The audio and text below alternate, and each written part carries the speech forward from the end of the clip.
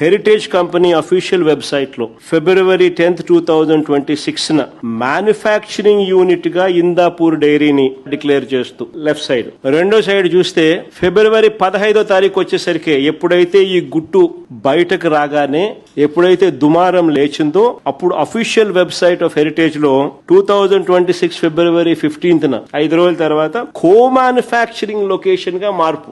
Co-manufacturing, the moment this has become a controversy, within 5 days, by 15th February 2026, the official website of Heritage has marked Indapur Dairy as co-manufacturing hub.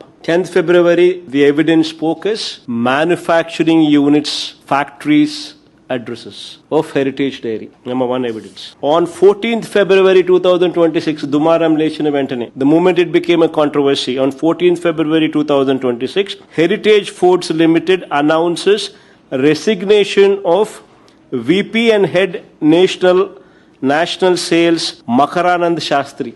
Makaranand Shastri ni February 14th, 2026 fire చేస్తూ తీసేస్తూ ఉద్యోగం నుంచి తప్పుకున్నట్టు February 14, 2026.